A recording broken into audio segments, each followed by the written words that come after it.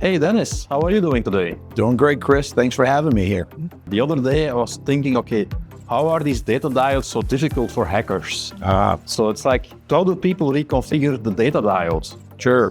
Well, there is some complexity there because the data diode solution has two halves. There's a source side and a destination side.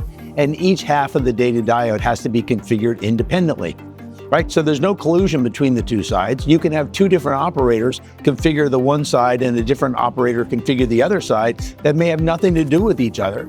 These diodes can also be in different buildings, right? You They can be. blue diode in absolutely. one building with one administrator, the red diode in the other building. They can be 2 kilometers apart. They don't know each other. Yep, you get a mandatory separation where the diodes are in different racks, you mandatory separation where the diodes are in different buildings in order to maintain separation between the two different networks. Okay.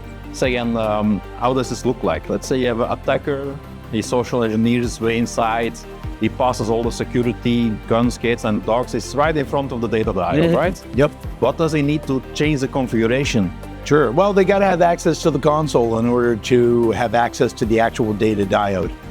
And there's another security feature that's built in with the data diodes, which is a security dongle that opens up the management port that allows a trusted user with the security dongle to have access to change the configuration. Are you talking about this little I thing? am talking about that little thing. It's got to be plugged in, right? So you need the username and password, you need physical access to the equipment, and you need to make sure that security dongle is plugged in and operational to make configuration changes to the diode. Right, so if somebody goes through the problem of social engineering his way in, he steals the password, he steals the username, and he likes this thing, he's still stuck. Still stuck. Best he can do is monitor what's going on within the diode, but there's no configuration changes. And remember, there's two halves to a diode. There's a source side and a destination side. Yeah, blue and red. Typically, the blue side is on a completely different network. So let's say the blue side is on the high side, the secure network, the red side's on the low side.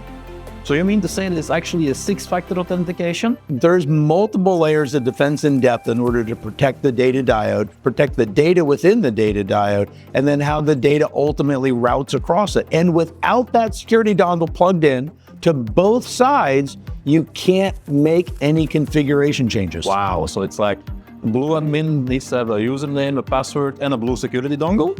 The red admin, which is completely unknown for the blue admin, has a red side username, a red side password, and a red side security dongle. That is true. And it goes further than that. Oh, even with the security dongle, right, the data diode is hardware enforced. Yes. There is no configuration change in software that can cause the diode to work in reverse.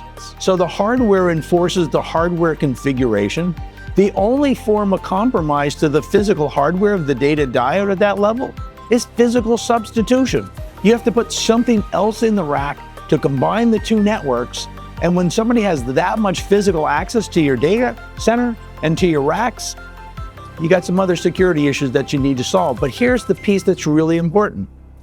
The hardware cannot change by software, and the only failure mode is no transfer. Wow. Right, so you can't make it work in reverse.